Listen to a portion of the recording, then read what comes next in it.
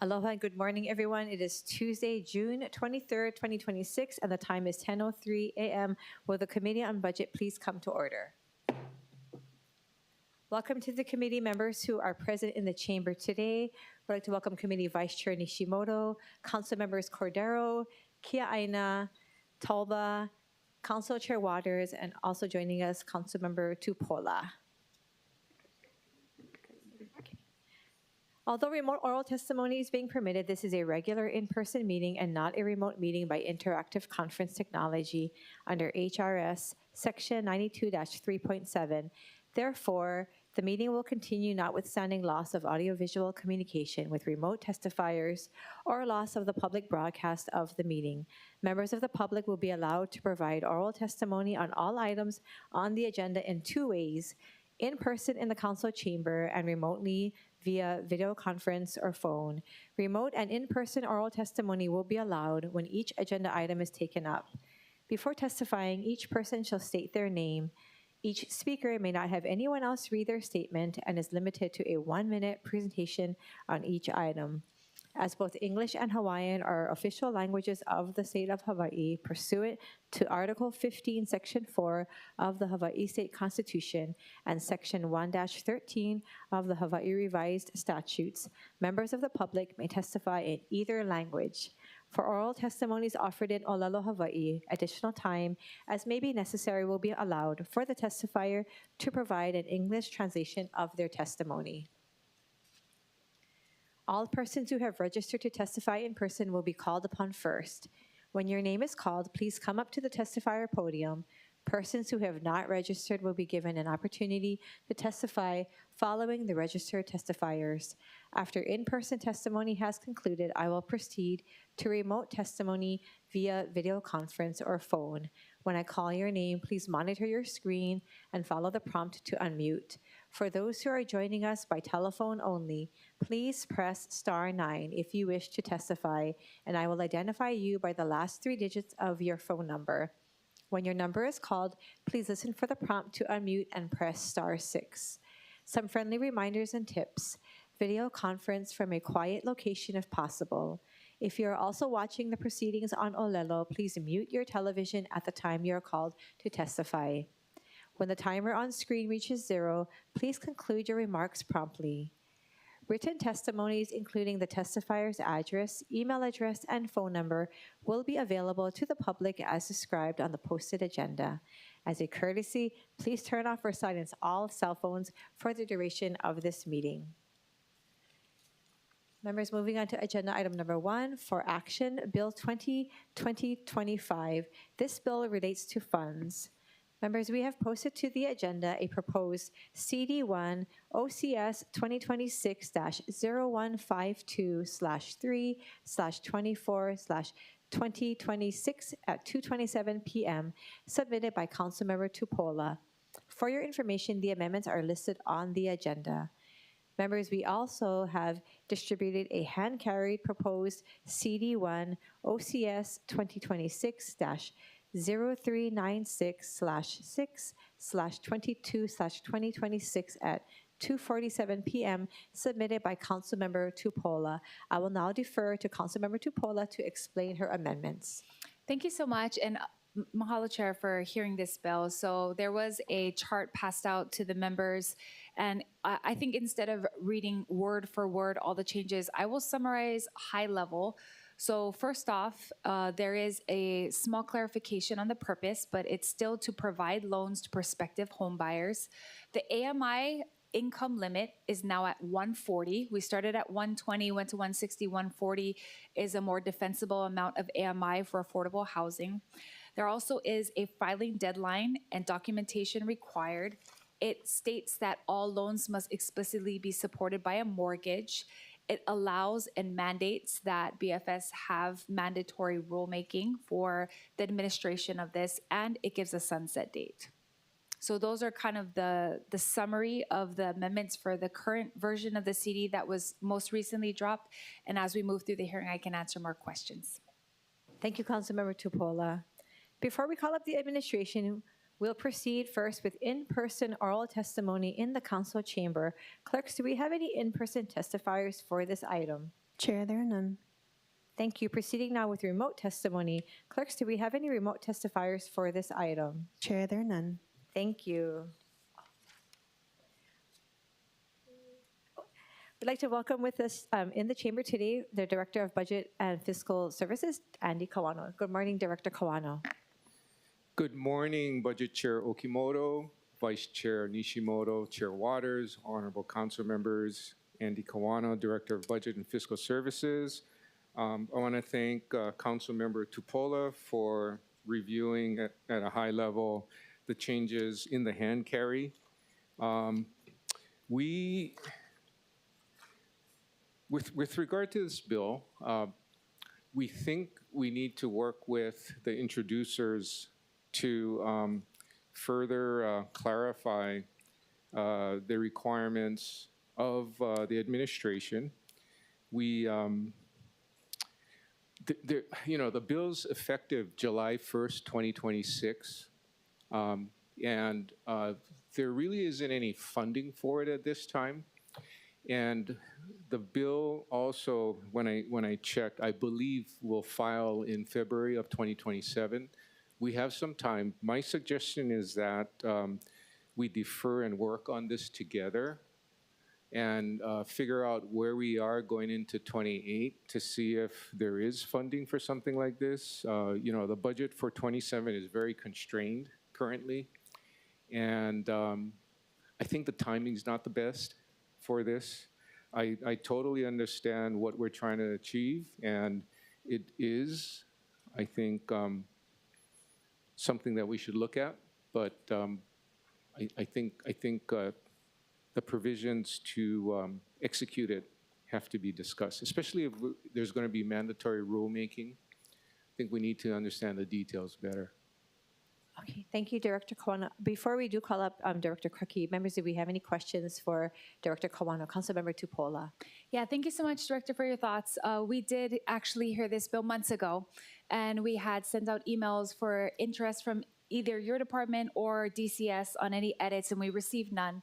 So we are still open to working together, but the comments and the different versions we're doing is because other people have given us feedback, people that are concerned if, DHHL lessees can participate. As you know, HHFDC already has a program like this. We've been working with them to provide a program that kind of fills the gap. So we've been moving forward with stakeholders, of which unanimously there's 32 testimonies in support. We know that it's needed as far as home ownership and that can provide a lot of longevity for families in the county, but we haven't received a lot of interaction from the administration. So again, moving forward, still open to working together, but you guys will need to respond to emails and give us more feedback because everyone is very interested in giving us feedback, hence the reason why we've been moving through different drafts. Thank you. Thank you, Chair. Thank you, Councilmember. May I comment on that? Our Director. focus since the latter part of 25 has been the budget. And, this year's budget has been challenging because of the fact that, we have constrained the budget going in and, we've had to work positively and sometimes not so positively with council changes that, we'll deal with going forward. So that was a focus.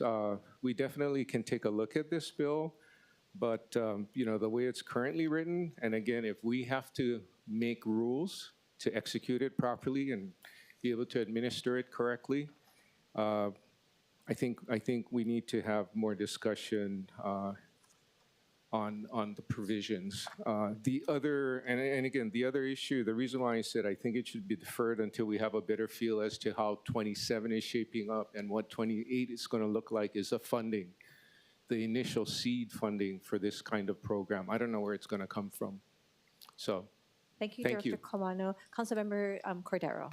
Thank you, Chair Okimoto. Director Kawano, when different programs that require funding, whether it be something like the Transit Construction Mitigation Fund, which was set up maybe about 6 years before we implemented any funding structure into the budget or future budgets, as well as any charter amendment changes, whether it be any requirements for setting aside funding for affordable housing and whatnot.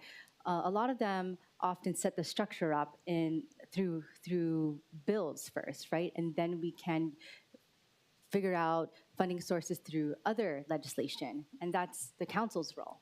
Is that correct? Thank you, Councilmember. Thank you for the question. That's not always correct because the Transit Construction Mitigation Fund, of which I was very involved with, are, a couple of our staff to roll it out. We had to implement quite quickly. The year that it passed, we had to implement it. And as you know, we made rules, we did the public hearing. There was almost no feedback. I think maybe one or two possible parties interested in the program But we set up, testified. we set up the program prior to implementing or adding funding to the fund itself, correct? So in this sense, something as important as further loan assistance for those at a certain AMI, in this case, in the newest version, 140% AMI and below, is following that type of a structure. So we're hoping, and since this gives rulemaking to the administration, this hopefully allows for further, I guess, hands-on back and forth between council and administration, as well as during admin's rulemaking process. I think I do agree with you that there definitely needs more hands-on working on the bill. And again, it's good that the 160 AMI got reduced to 140 because my understanding of AMI levels is that at 160 you're above market, right? And we're really not hitting the target, potential homeowner that we want to help. With regard to this, I really believe that we're not as far along as we were with the Transit Construction Mitigation Fund. We did have to roll it out quickly. And I think that that program itself was too restrictive. And if you look at the 2 years we've worked on it, we've gotten fewer and fewer applications. Perhaps as the rail moves closer to town, there's going to be more. But if you look at where we are, the amount that we funded that program has decreased every year as well. So that's why, if we do this, let's do it right. So, we impact as many people as we can within our financial constraints. Thank you, Director. I do think we are able to pass out this program and bill as we move forward, and I do hope that we could look at the frameworks through rulemaking. Thank you, Chair. Thank you, Councilmember Cordero. Any further questions for the Director at this time? Okay, seeing no further questions. Thank you, Director Kawano. We also have with us from the Department of Community Services, Director Anton Krucky. Good morning, Director Krucky. Good morning, Budget Chair Okimoto, Honorable Council Members, Anton Krucky, Director, Department of Community Services. I concur with with Director Kawano on deferring this and working on this some more. I do believe we've given testimony and such. If we've had lack of email interactions, then we'll need to pick that up. But I would like to work on this a bit more. There are other programs in the community, both with the FDC and with the Department of Community Services. So we want to see if we're tasked with administering this, really understanding the rules and what it would take for us to be able to do this. It's a population, 140 is much better than 160, but we're talking generally about a population that doesn't qualify for loans, or they would have been getting loans at the market, and that has its own implications for responsibility for the city. So I think those are heavy things that should be weighed and worked out. And so hopefully we can defer this and work on it some more. Thank you, Director Krucky. Members, questions for the Director, Councilmember Tupola. Yeah, thank you so much. This bill was introduced in February 20th, 2025. So unfortunately, as far as more time to work on it, we've actually given more than a year and a half.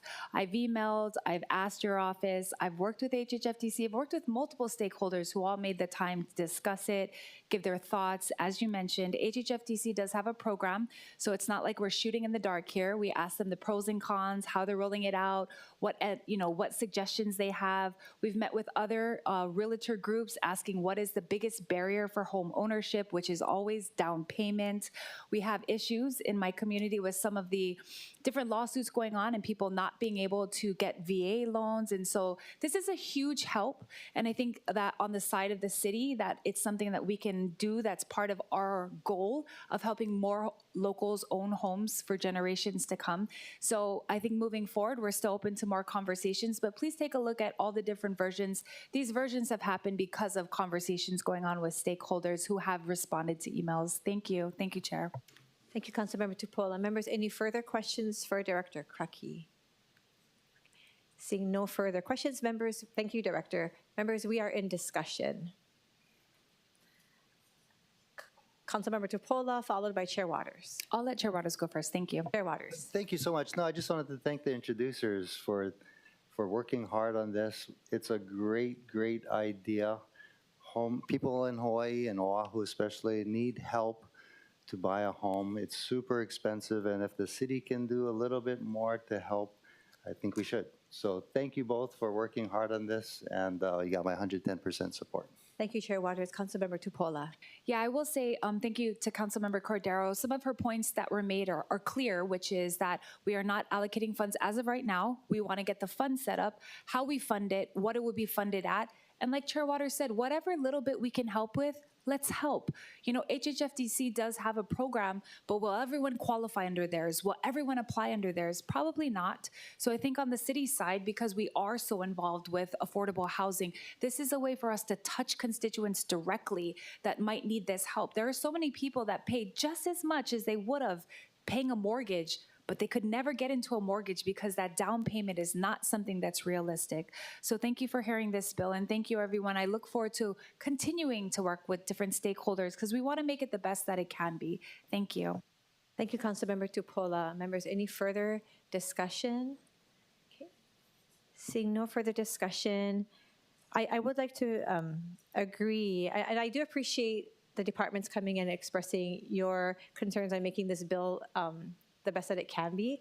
And we definitely, as a council, we've worked really hard. And I want to thank the co-introducers, Councilmember Cordero and Tupola, for all of their efforts. As was stated, I did notice also that this bill started February 20, 2025. So we are past, it's going to expire soon. And we want to make sure that in the time that we have left of its duration that we don't lapse and have it sunshine.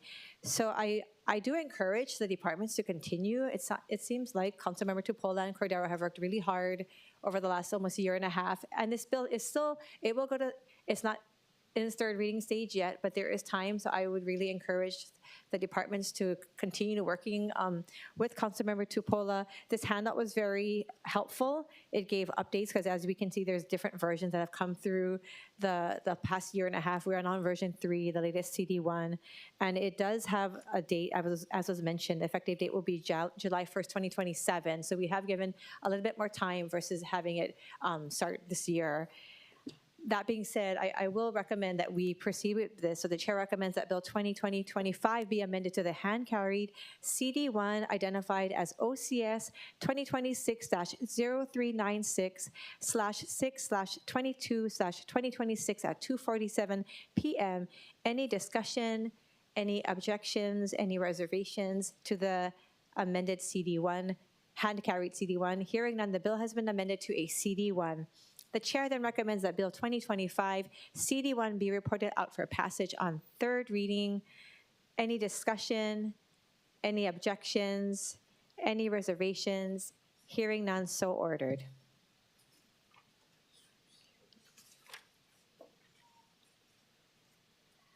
Moving on to agenda item number 2, Bill 78. 2025. This bill relates to parking. Members, we have posted to the agenda a proposed CD1 OCS 2026-0300/6/5/2026 at 12:44 p.m. submitted by myself. For your information, the amendments are listed on the agenda. Before we call up the administration, we will proceed first with in-person oral testimony. Clerks, do we have any in-person testifiers for this item? Yes, Chair, we have one standing by. I think In person, I do have on my list Mariah Yoshizu from Ulupono Initiative. If you could, please come to the testifier podium, press the on-off button located at the base of the microphone, and begin by stating your name for the record. Aloha Chair Okimoto and Council members. Mariah Yoshizu on behalf of Ulupono Initiative. We strongly support Bill 78 as it creates a modern, data-driven parking management system that benefits all of Oahu's residents. We do, however, respectfully express concerns with the proposed CD1, which we believe alters the intent of the original bill's goals. Bill 78 is a thoughtfully designed approach that creates a simpler, more equitable system utilizing modern technology and data-driven decisions to serve our community's transportation needs, including reducing the general burden on taxpayers and ensuring that Oahu's limited land is used more effectively for housing, jobs, and schools rather than underutilized parking spaces. The amendments proposed in the CD1 would weaken these goals and limit the city's ability to deliver the same benefits to our communities. For these reasons, we respectfully ask the committee to advance Bill 78 in its original form. Thank you so much for the opportunity to testify. Thank you. Members, do we have any questions for the testifier? Seeing none. Clerks, do we have any further in-person testifiers? Anyone here in the chamber? Chair, there are none. Seeing none, we'll now proceed with remote testimony. Clerks, do we have any remote testifiers for this item? Chair, there are none. Okay. Seeing no further testifiers, we would now like to welcome from the administration and the Department of Transportation Services Director Roger Morton. Good morning, Director Morton. Good morning, Chair Okimoto, Vice Chair Nishimoto, members of the Budget Committee. My name is Roger Morton. I'm Director of Transportation Services. We appreciate the committee's work on Bill 78 and its efforts to address stakeholder concerns. However, CD1 removes several key provisions that form the foundation of the department's proposal, particularly those related to flexible parking pricing and tiered parking rates. As a result, the bill is significantly less effective as a parking management tool. Even if the measure advances to second reading, DTS would welcome the opportunity to work with the chair and the council members on a revised approach that better addresses the long-term needs of the city parking systems while addressing council concerns. Honolulu's municipal parking system is one of the jewels in our transportation network, supporting residents, visitors, businesses, and access to government services. However, current parking fees do not generate sufficient revenue to fully cover the operating and maintenance costs of the citywide program. And now the city also faces tens of millions of dollars in deferred maintenance across parking facilities, structures, equipment, and related infrastructure. Without a sustainable funding model, that backlog will continue to grow. Parking prices should be viewed as a management tool, not simply as a revenue source. Good parking policy supports customer access, business activity, parking turnover, and reduced congestion. Modern parking systems use demand-based pricing and occupancy management strategies to ensure parking is available when and where people need it. The city's current rate structure is largely fixed in ordinance and does not provide sufficient flexibility to respond to changing demand patterns. Today, a customer parking during peak demand time pays the same rate as one parking during less demand periods. DTS believes a more flexible and proactive management system would improve customer access, support local businesses, and make more efficient use of limited parking resources. Our path forward: we're not advocating for unreasonable rate increases, or for that matter, removing council oversight from the process. A reworked bill could provide DTS with greater operational flexibility while preserving the council's authority to establish rates. This approach would allow parking to be managed more effectively while maintaining appropriate legislative oversight and public accountability. We look forward to working collaboratively with the committee to develop a proposal that balances affordability, customer access, operational sustainability, and the long-term preservation of this important asset. In closing, the fundamental question is how we preserve and improve our parking system that residents rely upon every day. DTS remains committed to working with the council to find the right balance between affordability, effective management, and financial sustainability. Thank you very much. Thank you, Director Morton. Members, do we have any questions for DTS Director Morton? Okay. Seeing no further questions, thank you, Director. Members, we are in discussion.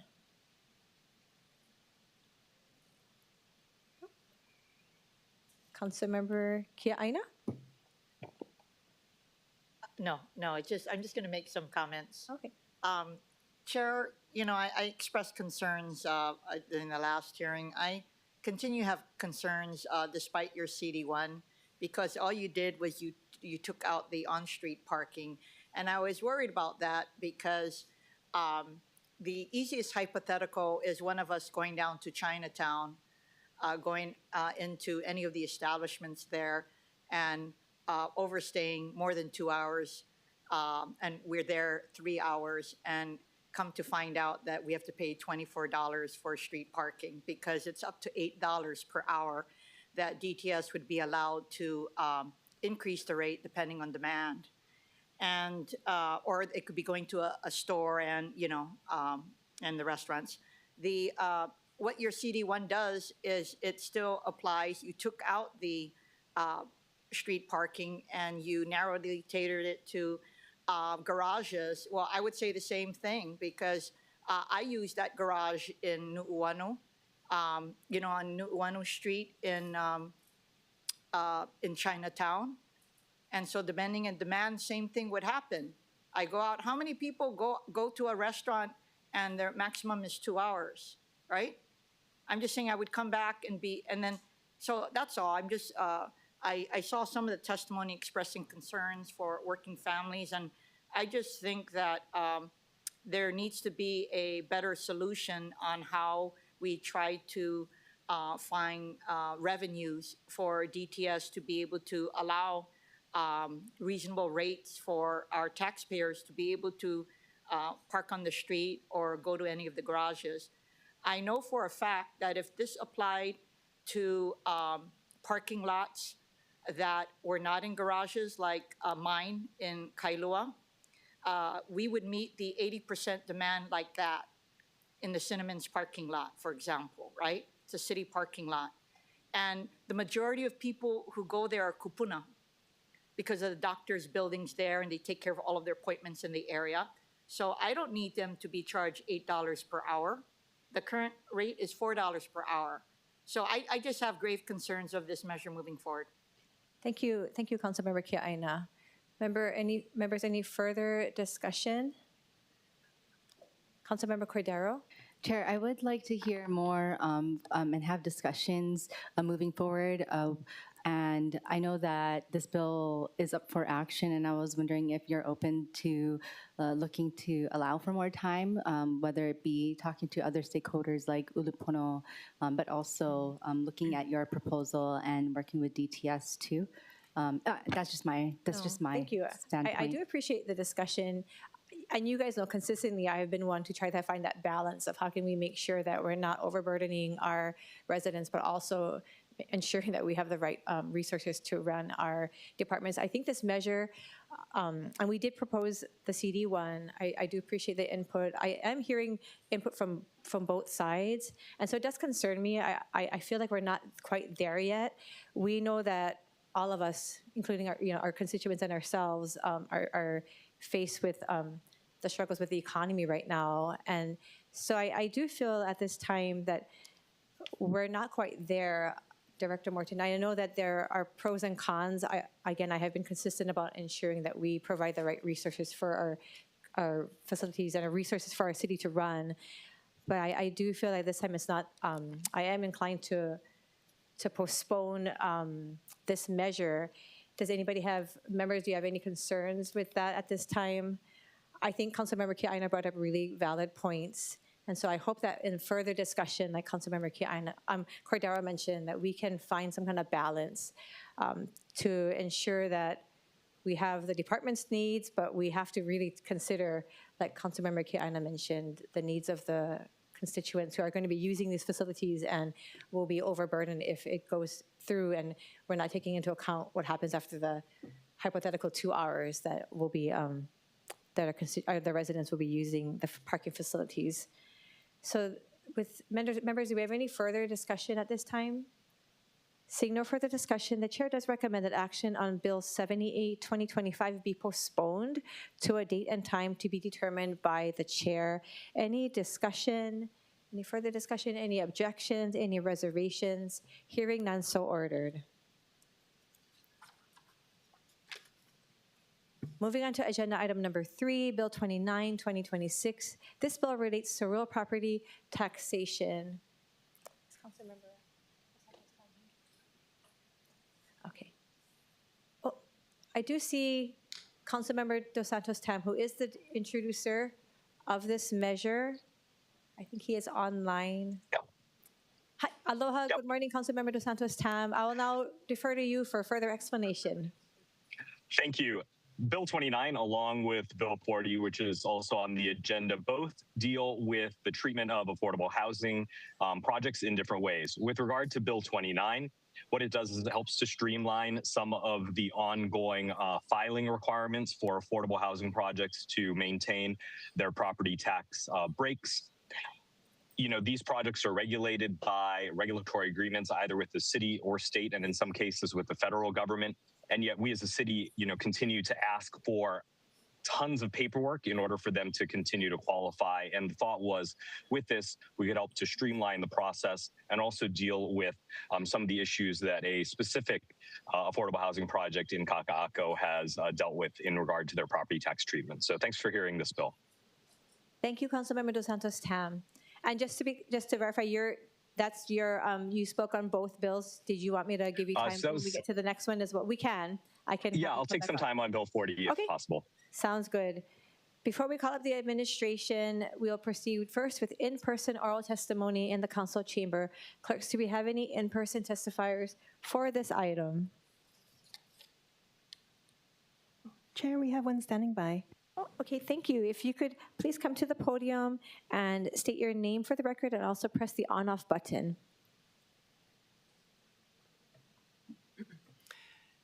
Good morning. Thank you for allowing me to testify. My name is Yvonne Almeida.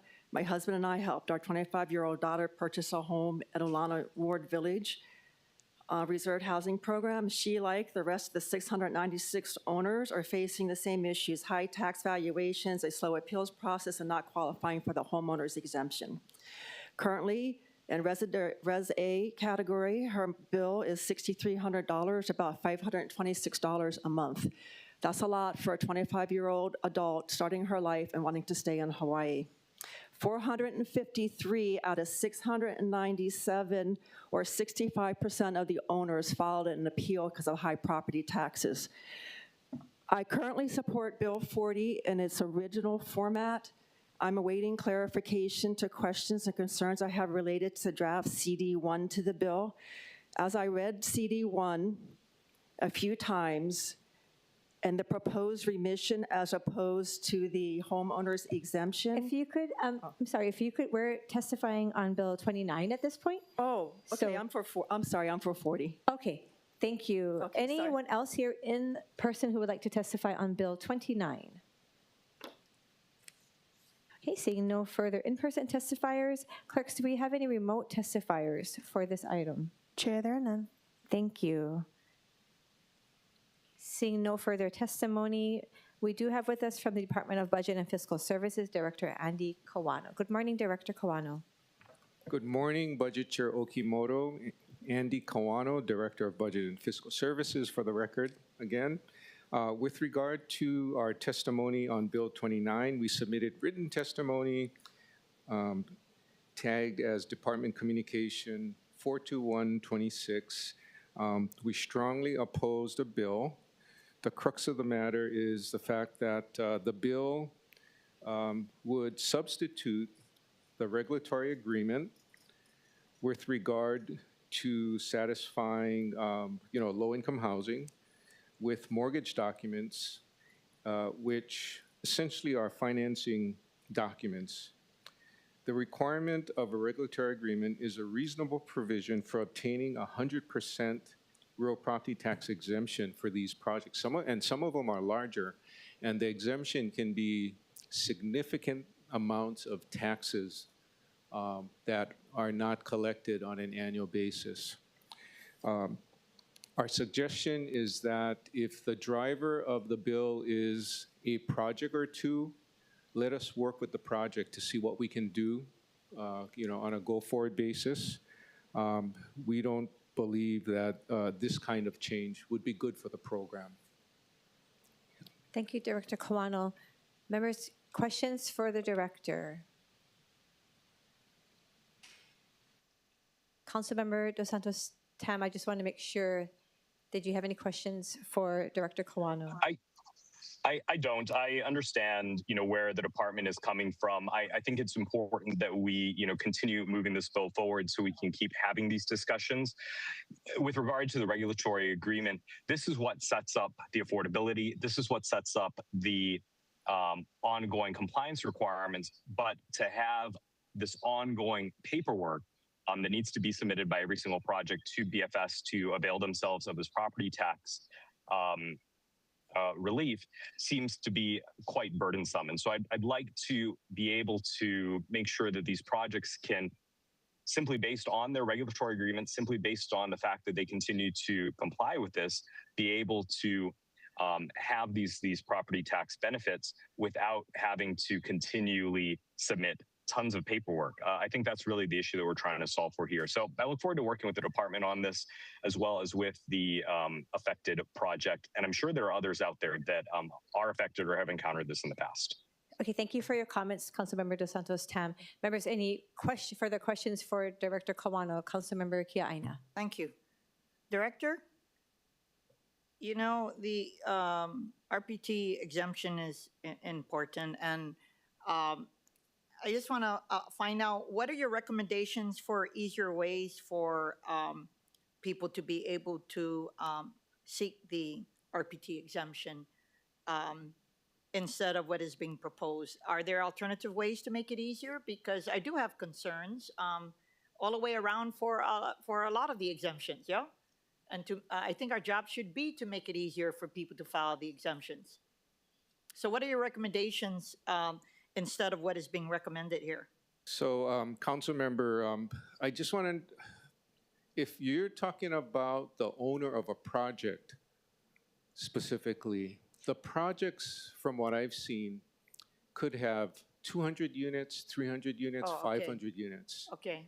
And some of the amount of taxes that are not collected because of the exemption by project can be 300,000, 400,000, and more than that a year. So it's big dollars. The regulatory agreement is not a complicated agreement. Okay. I don't understand why, quote unquote, so much paperwork, because it's not that much considering the benefit that the owner of the project receives if they qualify for this, for the exemption. Okay, so in your view, this is one of the easier ways, and to try to find an alternative, easier way is quite complicated, given that all the projects are different, yeah? Yeah, and keep in mind that, when you talk about 200 units, you're filing the owner of the project or property manager is filing one document for the project, as defined by ordinance. So all of these, renters, a lot of them, affordable rental rates benefit. Okay. Okay, thank you for your clarification. Yeah. Thank you, Councilmember Kiaina. Members, any further questions for the director? Seeing no further questions, members, we are in discussion. Councilmember Cordero. Thank you, Chair. I understand both sides. I do think that it is a discussion worth having. I know this the first committee that we're hearing it in. I do look forward to hopefully having more of the stakeholders come, whether it be at council, but also maybe at another committee. So I'm at the perspective that we can continue the conversation and moving it forward. Thank you. Thank you, Councilmember Cordero. Members, any further discussion? Okay, seeing no further discussion, and I do appreciate again the the input and testimony from the department, I do think that we can continue the conversation. I will be at this time recommending that Bill 29, 2026 be reported out for a second reading and scheduling of a public hearing. Any discussion, any objections, any reservations? Hearing none, so ordered. Members, moving on to agenda item number 4, Bill 40, 2026. This bill relates to real property taxation. Members, we have posted to the agenda a proposed CD1 OCS 2026-038-4/6/16/2026 at 9:03 a.m. submitted by Councilmember Dos Santos-Tam. For your information, the amendments are listed on the agenda. I will once again now defer to the introducer of the bill, Councilmember Dos Santos-Tam, for further explanation on this bill and his amendments. Thank you, Budget Chair Okimoto. Again, this, similar to Bill 29, deals with the property tax treatment of affordable housing projects. One specific affordable housing project that opened up in Kaka'ako recently, which is Ulana. You're going to hear from a number of the residents and buyers there. It's an owner-occupied building, and through no fault of their own, they opened up their property tax bills for this year and had enormous sticker shock because they got their keys after the deadline to file for the owner-occupant exemption. By the state law and their regulatory agreement, every single unit is supposed to be an owner-occupied unit. And so they should not have had the sticker shock and should have been able to, avail themselves of the same owner-occupant benefits that everybody else gets. As a result of not being considered as owner occupants for this year, they got the additional sticker shock of being pushed into the residential A category, which for many people created a huge, huge tax burden. What the proposed CD1 does, and it's not perfect, I think we can continue to work on the specifics here. It would create a process to remit the difference back to these owner occupants who are just trying to get by and get started with their lives with a young professional or a family trying to downsize from perhaps a larger house somewhere else. These are the kinds of things that we need to be doing to deal with these affordable housing situations as they come up, and also really respond to the needs of people who are just trying to get by and make it in these affordable housing units here in town.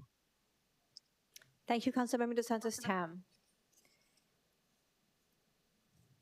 Members, before we call up the administration, we'll first proceed with in-person oral testimony in the council chamber. And I believe we do have with us again, this is the correct one for the testifier, Ms. Yvonne Almeida. If you could once again come up to the podium, push the on-off button, and state your name for the record. Hello. Hi, I'm Yvonne Almeida again. Sorry about before.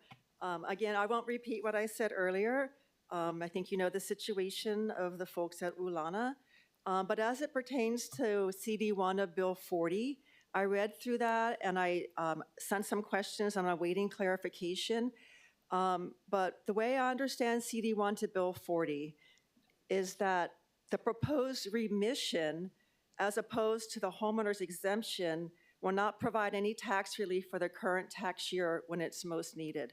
Under item F, when a tax remission may be made, a tax remission under this section may be made only after the real property taxes for the first year have been paid in full. So if I understand that we pay this year's extremely high property taxes, next year we file for the remission and we get the remission next year. As I understand this means the high 2026-27 tax liability must be paid and relief will not come. The other issue is an eligibility list. As proposed, will add additional administrative complexity by requiring a current non-dedicated entity to provide the eligibility list by a specific date. Much of that required documentation should have already been collected and maintained by either the developer itself, the city or state agency responsible for overseeing the respective housing program. Thank you very much. And just for the record, so are you in support, in opposition, or just stating comments? I am in support of Bill 440 in its original submission, but I am not in support of CD1. Thank you. Members, do we have any questions for the testifier? Seeing no questions for this testifier, clerks, do we have any, is there anyone else here in person who would like to testify on this measure? Seeing none, proceeding now with remote testimony, clerks, do we have any remote testifiers for this item? Yes, Chair, we have one standing by. Okay, I have on my list Christine Otoza'a.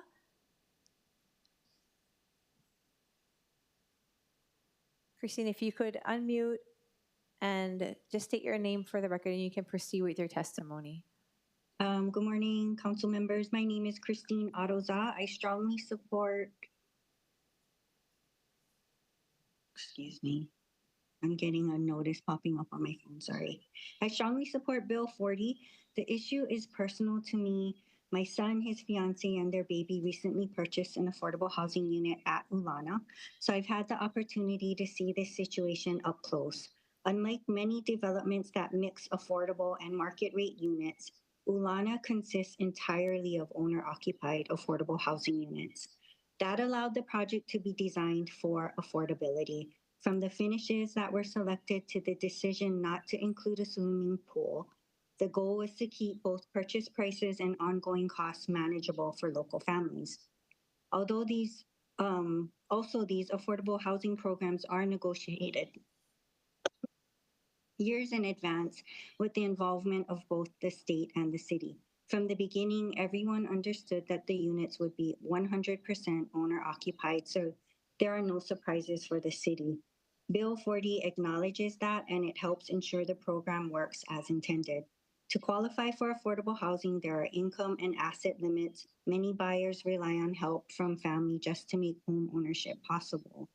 My son and his fiance paid a substantial down payment, closing costs, 3 months of maintenance fees, and the cost of furnishing their first home. Like many first-time home buyers, they budgeted carefully and relied on the information provided during the application process. In the Ulana application materials, their unit was listed with an appraised value of approximately $691,000. Ms. Aroza, if you could wrap up your testimony just so we could be respectful of everyone's allotted time. That would be The estimated annual property taxes was $2,100. What no one anticipated was an assessment of $1.3 million and taxation at Resi, which resulted in a tax bill of nearly $7,500 versus in the 2,000 range. Thank you very much. So just you're in support? Yes, okay, thank you. Thank you very much. Members, do we have any questions for this testifier? Thank you for being with us online and for your testimony. Okay. Next, I have with us Jocelyn Doan, registered online. Is that testifier? Testifier is not logged on. Not logged on. Okay. Are there any other remote testifiers who would like to testify on Bill 40 at this time? Seeing no further testimonies, we'd like to welcome back with us in the chamber Director Kawano from the Department of Budget and Fiscal Services. For the record, Andy Kawano, Director of Budget and Fiscal Services. Again, with regard to Bill 40, we've submitted our department communication making comments about Bill 40, Department Communication 42226. Essentially, the CD1 that includes the remission would, if the homeowner qualifies, provide a payment back, a refund of taxes paid that is the taxes paid as a residential A class homeowner versus residential. So essentially, the remission would get the homeowner back to residential in terms of the classification. We feel that it's the most efficient way to make things right. We recommend that all homeowners ensure that they go into the real property tax assessment platform to register register for their home exemption going forward. They should do that, especially if they qualify. With regard to situations that happened like Ulana in the future, where you have initial sales closing right after the September 30 deadline for the exemption. This bill would also address those situations going forward. So there's future benefit as well. We're going to continue to work with Councilmember Dos Santos-Tam, as he mentioned, to continue to improve the bill as we go through the readings. We think something like this makes sense. Thank you, Director Kawano. Members, questions for the Director. Councilmember Kia Aina. Thank you, Director. I actually had a series of questions relating to the residential and property assessments, but I don't know if it's moot. Are you in support of Bill 40 and the CD1? Yes. Okay. Yes, I should have stated it in my testimony. wasn't clear. Definitely, we're going to work with Councilmember Dos Santos-Tam to continue to make it better. Okay. With regard to the remission, the CD1, then maybe you can explain it to me. Is it addressing the concerns by homeowners about the property assessments and the valuations, or do I need to go through my line of questions here? It materially addresses the concern of the homeowners because based on the valuations that they're questioning, and correct? the classification. So Okay, it'll bring them back to residential from Res A. Also, it gives them a year to apply for their exemption so that going forward, they not only remain in residential, but if they qualify, they'll have their home exemption as well. So I don't need to go through this line of questionings with regard to your comparables on how you came to the assessments because it is being remedied. Is that correct?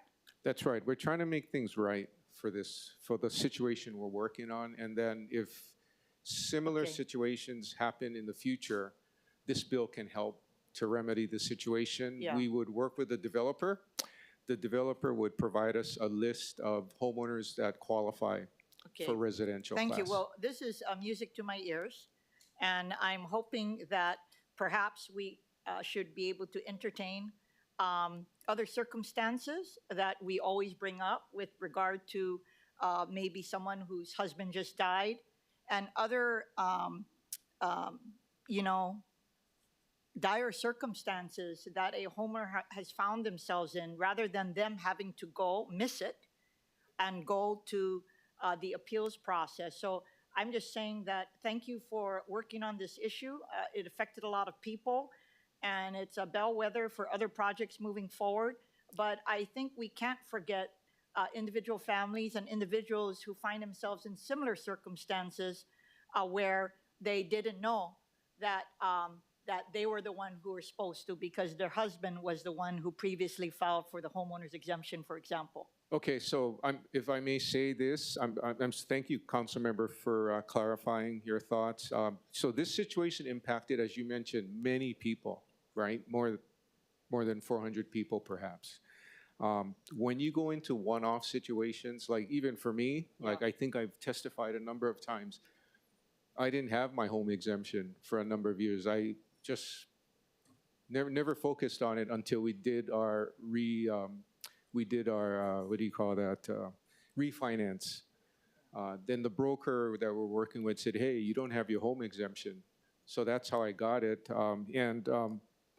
I think once you get into specific situations, we gotta be careful so that if we modify ordinance to address them, we're being fair with everyone else. Oh, absolutely. And I think But it's, I agree with you, and many of us would look at that to ensure that it would be under extraordinary circumstances. So thank you for that. I also wanted to thank you and your team and the Honolulu Board of Realtors for having booths set up in our communities. I went to go visit them at the Kailua Farmers Market, and they're going to be there this weekend as well. I hope you guys do that in Kaneohe as well, because a lot of the those falling in the cracks, a lot probably are in Kaneohe. So just want to highly recommend, thank you guys, but also extend your outreach to all areas in our communities. Yeah, and I want to add that they continue to look for avenues to do outreach, including working with mortuaries because typically when you have a death, there's typically a property transfer. So they're looking at different avenues to do outreach to, train about how homeowners should, what they need to do to maintain their residential class if they qualify. That's great news. Also, the team, there's a bunch here as well in the back. There's 3 of them. They're very open to also work on. So we talk about a list Yeah. in this bill. They will work with the developer and set a table up to answer questions directly with homeowners, so Okay. that they understand exactly what's going on. That's They're willing to definitely put in the time. appreciate the update. Don't forget AARP, okay? Because they're a wonderful resource to be able to help Kupuna. Thank you, Councilmember Kia Aina. Chair Waters. Thank you, Chair, and thank you to the introducer. Happy to support this bill. But I'm curious, Director, the page 9, subsection G, talks about the condominium units. But my understanding is that homeowners sometimes experience the same catch-22, right? Where they buy a property and it closes after their ability to file for a homeowner's exemption. Would this bill help those similarly situated who are homeowners and not condominium owners? It would not, because then you get into specific situations, by a person. So that's can we why do to help? our team does a lot of training with brokers, so they Yeah. can share what homeowners have to do, single-family homeowners need to do to ensure that they're in the residential class. Yeah, but if they purchase the home after the deadline for to file a homeowner's exemption, aren't they then Res A because they couldn't file a homeowner's They exemption? could be, but don't you think that if they're aware of the ordinance law, the price they negotiate should factor in the fact that, hey, for 1 year, I may have to pay a little more, so maybe the price goes down a little, as a part of the deal, so to speak. So we believe that education really pays off, and that's why our team continues to do training for the Board of Realtors, bankers, and other financial types, because if you know that's going to happen, you can impact the price. Well, part of the problem is a lot of people don't know that's going to happen, right? And we get complaints about it every year, similar to what Councilmember Kiaina was talking about, where people die and the surviving spouse doesn't know that they weren't on the homeowner's exemption. But in this case, we're talking about homeowners who are buyers, right? You're saying that tough luck to them, we can't help them, and they should negotiate that with the buyer? I think we are helping them. But when you get down to single-family owners, right, everybody has a specific situation. So, But clearly, it's the same situation, right? Where you purchase a home in September, the time to file a homeowner's exemption is already passed, and you don't have a homeowner's exemption, right? I think it's different because you're dealing with hundreds of people when you're dealing with a condo project. I mean, there's huge impact. But do you agree that these people who purchase a home after the deadline for homeowner's exemption, they're out of luck, other than negotiating with the seller to lower the price? And we already know that's not going to happen. You need a broker that's going to do what's right and inform you of the real property tax impact. Yeah. So that when you negotiate the sale price, you can factor that in. But what about us thinking of a way to help these people rather than relying on a broker who may or may not know that, or a homeowner who may or may not know? I mean, it'd be nice you just put off closing till later so that you could apply for the homeowner's exemption. But, I don't know if people are willing to do that. I think we're talking about the program structure.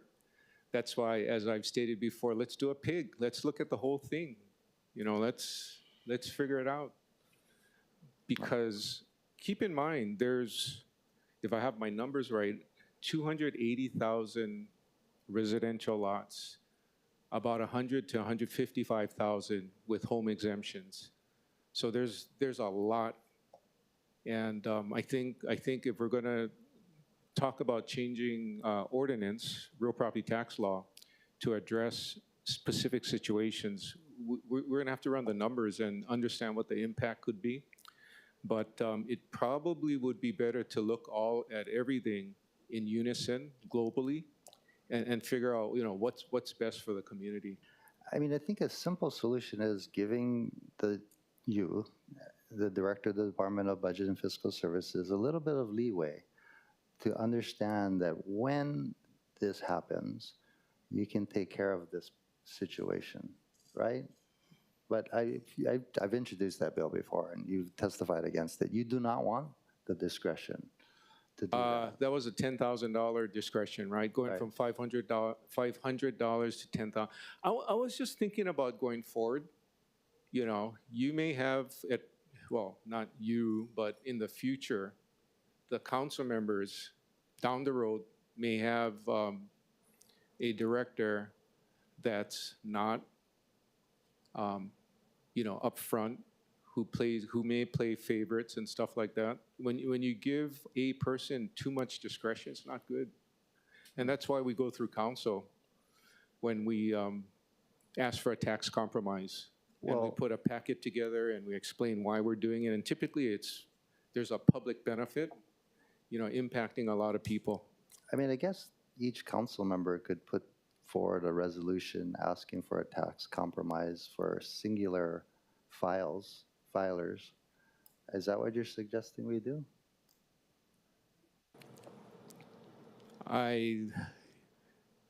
No. I think we should fix the law. I mean, if you're saying that you don't like the way, because we follow the law, if you don't like the way it's currently written, we should get together to fix the law. Again, we have the opportunity with Bill 40 to extend not just to condominium owners, but homeowners who are similarly situated. So I think the time is now. So do you have any amendments suggested where we could take care of this group of people that we can include in Bill 40? I gotta do more homework if we're talking about individuals. We were specifically looking at condominiums. Right. Okay. Thank you, Chair. Thank you, Chair Waters. Councilmember, any further discussion or questions for Councilmember Kiaina? Yeah, I just wanted to say something since you raised the PIG. I think we should reconsider it for those of us who are term limited through 2028. I do think it's worthwhile, if we're going to do a PIG, to do it in the near future so that we could work on the rest of the time that we have left to be able to get to the finish line.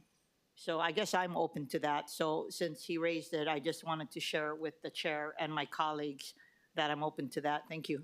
Thank you, Councilmember Kiaina. Members, any further questions for Director Kawano? Seeing no further questions for the administration, members, we are in discussion. Councilmember Cordero. Thank you, Chair Okimoto. I just want to say I support this bill. It's a great discussion to leading to other ways we can help our constituencies in all of our districts, but especially since with condominiums, more projects like this coming up in the urban core, especially whether it be mine, Councilmember Dos Santos-Tam's, or Councilmember Nishimoto's district. Timing isn't always right when it comes to turning over the keys for these projects. And we're looking at, if we're just looking at this bill specifically, I think it's a great bill, and I hope that we can continue to move it forward. Mahalo. Thank you. Thank you, Councilmember Cordero. Members, any further questions? Any comments from Councilmember Dos Santos-Tam on the measure? Yeah, thank you again, Chair, and I thank my colleagues for having a robust discussion on this measure. I look forward to working with VFS to continue solving this particular issue, which again is because this entire building is covered by a regulatory agreement with HCDA that regulates the affordability. And I think that's something that kind of distinguishes this from some of the other situations that come up from taxpayers across the island. One issue that still is unresolved that I would like to work on is one that was raised by Councilmember Kia Aino, which is the ways that affordable projects, which are covered by regulatory agreements, do get their valuations done. You know, in the ward area, some of the comparables are these mega luxury towers with, you know, acrylic glass pools and all kinds of other fancy things. But this project's not one of them. And so, you know, I think in a future version, we can look at how we can do that. But I really want to make sure that at the end of the day, you know, these folks who are just trying to get by, who were shocked, who got the sticker shock from their property tax bills, get made whole. And this doesn't happen to any other situation in the future. So thanks again for hearing this bill. Thank you, Councilmember de Santos-Tam. Members, any further discussion? I do want to thank once again the introducer, Councilmember de Santos-Tam, and thank you for being here with us virtually. I think this is, you know, a great start. Dr. Kawano, as you may have heard, I think we all in our districts have had someone or multiple people come with the same or similar situations where they fell under this PUCA or the exemption lapse, and there were some kind of situation where they were not able to get their tax exemption. So we're hoping that this will address that. And I do want to thank the department for your input and your comments in written form, as well as being here in person to provide testimony and answer questions. I do think that we are on the right track. I do encourage the department to continue working with Councilmember de Santos-Tam, both on this one and the previous one, and any others that will, especially when it comes to real property taxes, but this subject specifically, because we have many people in our districts who have been impacted by it. Seeing no further discussion, the chair recommends that Bill 40, 2026 be amended to a posted CD1 identified as OCS 2026-0384/6/16/2026 at 9:03 a.m. Any discussion? Any objections or reservations? Hearing none, the bill has been amended to a CD1. The chair then recommends that Bill 40, 2026 CD1 be reported out for second reading and scheduling of a public hearing. Any further discussion, any objections or reservations? Hearing none, so ordered. Thank you, Councilmember de Santos-Tam. Moving on to agenda item number 5, Resolution 26-145. This resolution authorizes the Director of Budget and Fiscal Services to issue and sell in one or more series not to exceed $205 million in principal amount of general obligation bonds of the City and County of Honolulu for financing the amounts appropriated in the certain capital budget ordinances of the City and County of Honolulu specified in such capital budget ordinances. Before we call up the administration, we'll proceed first with in-person oral testimony in the council chamber. Clerks, do we have any in-person testifiers for this item? Chair, there are none. Thank you. Proceeding now with remote testimony. Clerks, do we have any remote testifiers for this item? Chair, there are none. Thank you. We'd now like to welcome back with us Director Andy Kawano from the Department of Budget and Fiscal Services. Andy Kawano, again for the record, Director of Budget and Fiscal Services, Budget Chair and Chair Waters, thank you for posting this resolution. It provides a request to authorize a not to exceed amount of general obligation bonds to issue for this year, 2026, to fund our capital improvement projects. No other comments than that. Thank you very much. Thank you, Director Kawano. Members, any questions for the Director? Council Chair Waters. Thank you. Good morning again, Director Kawano. In page 1, paragraph 2, in the second whereas, it contemplates the passage of Bill 2024 for the year 2026. Excuse me, Bill 24 for the year 2026. Has the mayor signed Bill 24? Is that Bill 24 or Bill 23? 23, I think, 20. For CIP, is it 24? Well, in your resolution, it says Bill 24. Okay. To my knowledge, he's in the process of signing it. He so far, he has preferred to actually sign the bills. I think today is the last day. Actually, I So- think yesterday was the last day. So it's 10 days from the day we transmit it, right? And my calculation was the last day was yesterday. Well, it's not my call. I was told that their understanding is today is the last day. For both the CIP bill and the administration's budget bill. That's what I've been told. Okay. Yeah. Well, do you know what's going to happen? Do I know what's going to happen? Yeah, both bills. I think he's going to sign all the bills. Oh, Yeah. wonderful. Okay, I mean, I'm just asking because is it premature for us to pass this before the mayor signs the bill? That is a great question. My team and I were questioning that as well. I believe the CIP bill is 23. Yeah. So what's Bill 24?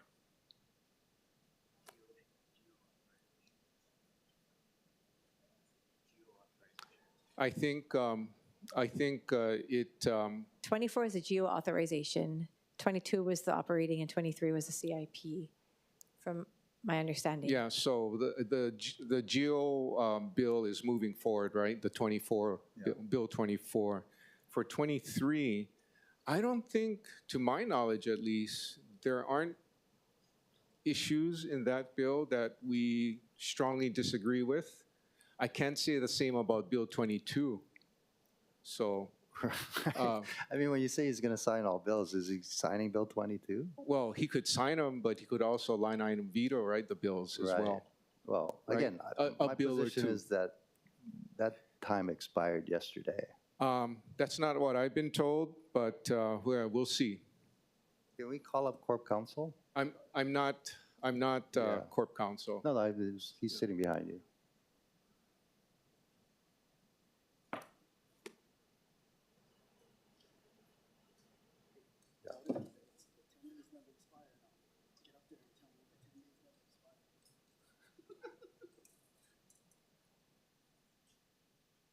Hey, good morning. Hi, good morning. Enrique Yamashiro, Deputy Corporation Counsel. No, thank you so much. So I believe we, the council, transmitted the bills, Bill 22, 23, and 24, on Friday, the 5th. So under the charter, the mayor has 10 days, right, from when it's transmitted to veto or sign or not sign it, and it'll pass without a signature. So isn't it true that the 10 days expired yesterday? Well, my understanding is the city clerk informed the mayor that today is the last day. And I believe it's because Juneteenth was counted as a holiday. Juneteenth? Yeah, But it's not a state holiday, is it? no, it is not. And in fact, the mayor in years past has signed a memo recognizing it as a holiday and giving city workers the day off. But my understanding is that did not occur this year. Isn't that correct? Okay, but my understanding is the city clerk told the mayor that he had until today, that the 10th day was today. In what form was that transmitted to the mayor? It's on the website. But was it an official? I'm not sure if he gave an official. But okay, but you're an attorney, we're asking you to interpret the law. The law says you got 10 days from the day it's transmitted. Juneteenth is not an official holiday. Can you please count 10 days from June 5th? If you'd like me to give a legal opinion, I'd suggest going into executive session. Why is that? To preserve attorney-client privilege. What if we waive attorney-client privilege? Who's the client? The council is the client. Up to you, Chair. Do you want to go into executive? But part of the problem is you're representing both sides, right? But no, I mean, heck, I think the people ought to know, did the time expire or not? I might count 10 days from June 5th was yesterday. And we don't count weekends, we don't count holidays. There's King Kamehameha Day, right? So that's an official holiday. So what's your reading of this? Well, all I can tell you is that the clerk informed the mayor that today was the 10th day. Well, is it possible that, oh, okay. Okay, Chair, I mean, I'll defer to you if you want to go into executive session. Just so I understand, Chair Waters, you would like further clarification on this, or just to be on the record? So I understand if we need to further go into executive session, or if you're okay with what was stated today. Does the council want more clarification? I'll defer to you and the committee. I believe the time expired yesterday. That's Okay. my interpretation. I'm not sure if the rest of the committee feels the same way. Councilmember Cordero. Thank you, Chair. I think it is good to have legal clarification, but I don't know if we need to go to executive session for that. Thank you, Chair. Okay. Anybody else want to? I'm trying to get clarification as well. I just want to understand if it's required for us to go into executive session, and if you're saying the council we can decide. But it sounds like you would rather, because of client. Well, yes, I'd recommend executive session.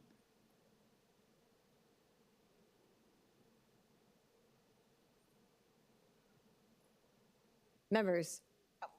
My only manao is that, you know, since the clerk is involved here as well, separate from Corporation Council, should we have the clerk here as well?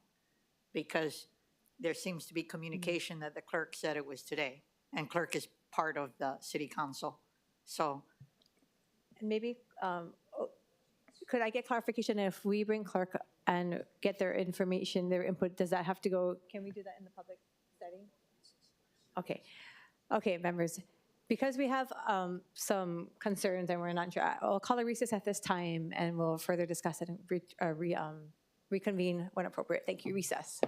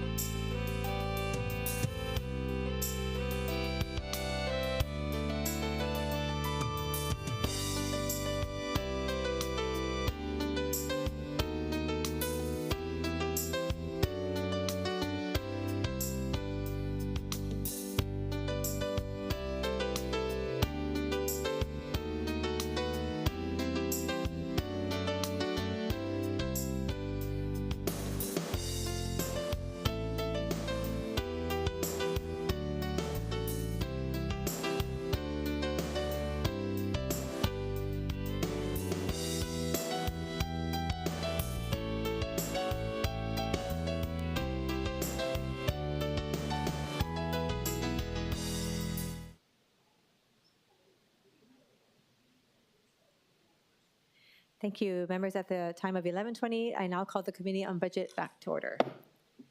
Chair. Chair Waters. Thank you so much. I'll withdraw the question of Corp Council. Thank you, Cor, and we'll leave it for another day. Thank you so much. Thank you.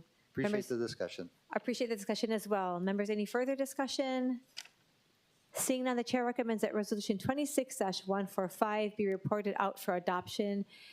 Seeing no further discussion, any objections, any reservations? Hearing none, so ordered. Moving on to agenda item number 6, Resolution 26-146.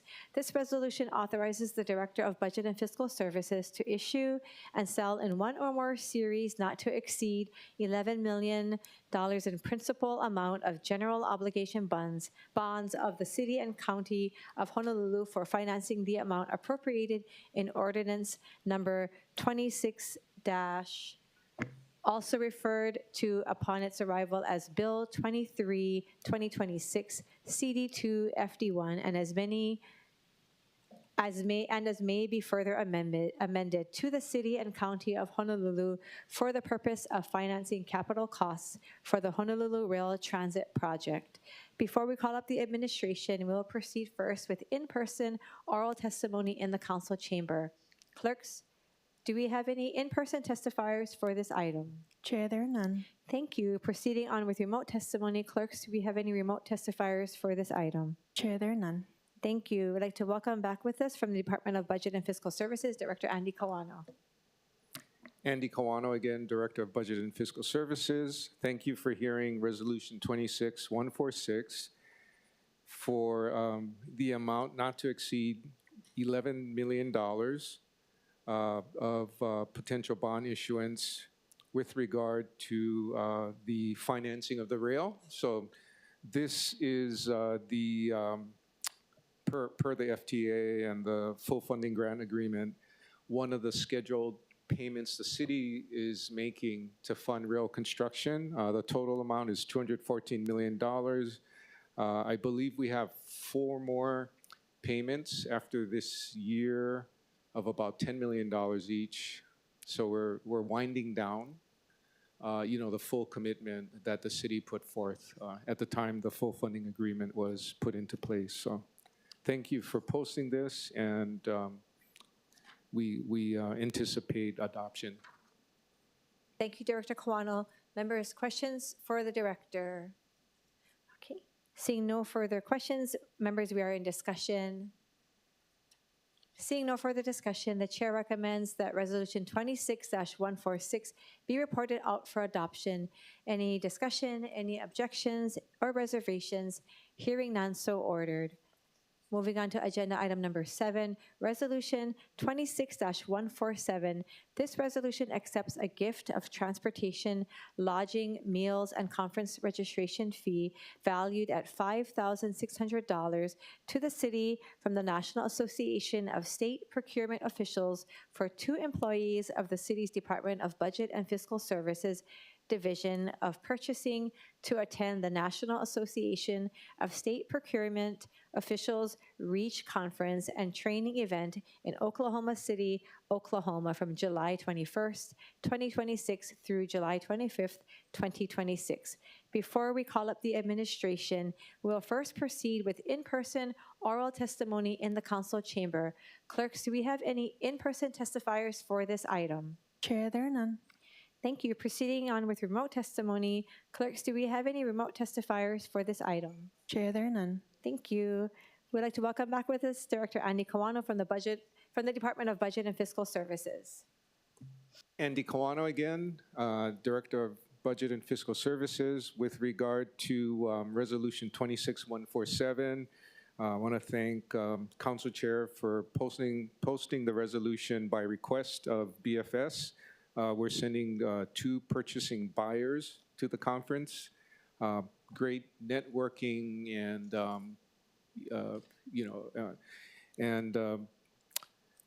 conference where they get not only training, but they're able to talk to other purchasing buyers from other cities and share best practices. Great. Outstanding event for employee growth within our purchasing team. thank you for posting Thank it. you, Director Kawano. Members, questions for the Director. Councilmember Cordero. Hi, Director Capano. I agree with you. It's a great opportunity. I was wondering, how are the employees chosen, or do you, I guess, rotate the different procurement members on your team to go? And yeah, I just wanted, I've always wondered. There's definitely a rotation. We have our Division Chief, Pauline Youngling, to provide you the details on that. Good morning. My name's Paula Youngling. I'm the administrator for the Division of Purchasing. So yes, what we do is we do a lottery system, okay? And so that's how we select. This year, we kind of pulled from our section managers, one person from there, and also one from the buyer pool. So it's done by lottery. Thank you, Chair, and thank you, Ms. Oh, sorry. Thank you. Sorry, is it Division Chief or? Division Administrator, Paula Division Youngling. Administrator Youngling. Thank you so much. I really appreciate it. Thank you. Thank you, Chair. Thank you, Councilmember Cordero. I had a couple of questions as well. One of them was similar to Councilmember Cordero, how it's chosen, who goes. Is this done every year? Is this annually that 2 of the members from your department attend this, is it a conference and training? Actually, the prime member that gets asked to go to this conference and gets the scholarships and administers them is the administrator of the State Procurement Office, because they make up the National Association of State Procurement Officials. So what she does is that she will offer those scholarships out among the counties, among other chief procurement officer jurisdictions, for example, DOE and things like that. So actually for the past 2 years, she has offered us scholarships for this particular conference. So two scholarships per year. So it is an annual event, but whether or not we get a scholarship offer comes from actually Bonnie Kahakui, who is the state procurement officer. Thank you for explaining that. Yes. So we're very fortunate. We're very fortunate that she does that and offers to us. Thank you. And Director, you mentioned that there's a lot of benefit to going to this. There's training. I haven't talked with you guys, I think maybe it was earlier last year, but I have heard in the past some concerns with the procurement process in the city. So in these trainings, what have we learned? Or how can we see, or what kind of benefits have we reaped from attending them that have, you said, benefited us, but what if you could maybe name 1 or 2 things that you feel like we've been able to take from the trainings and we've implemented it in our system here so that the procurement process is more efficient? Do you mind if I answer? No, thank you for... It definitely. So, Chair, one of the things that was a big component of last year's REACH conference was the notion of AI. So they had many training events, many presentations and things like that on AI. So we had sent 2 folks last year, and that's one of the things that we are going to be looking into a lot more effectively. We've got even a little working group, a little HUI within our organization that's looking more into how we can engage with AI in our procurement processes. This year, it's got a lot of training events on this conference associated with, and I believe last year when we were having our budget discussions, I met with most of council members on our procurement process and our procurement improvement program and what we're looking at. And so one of the big things that I talked about during those sessions with you guys was the importance of procurement planning before we even went out and solicited for bids. So this conference has actually got big training and other events on developing solicitations, working on more training and things of that nature with agencies in the procurement planning process so that when we do go out to bid, they're more effective and more impactful. So that's what we're looking at for this time. Also in post-award contract administration and ensuring when we do award that we're still getting fair and reasonable pricing. So there are going to be events associated with that. So I think that folds very well with our other efforts in the procurement improvement process that we're going through right now. And we'll be working to include those going forward in our planning and implementing more improvements going forward. Thank you. Thank you for explaining that. And we look forward to seeing more of what you guys are receiving in these trainings and how we can definitely make our procurement process more efficient. Members, any further discussion this time? Okay, thank you. Thank you. Seeing no further discussion, the chair recommends that Resolution 26-147 be amended to a CD1 to incorporate amendments to conform dates with the date provided in Exhibit A. Any discussion, any objections or reservations?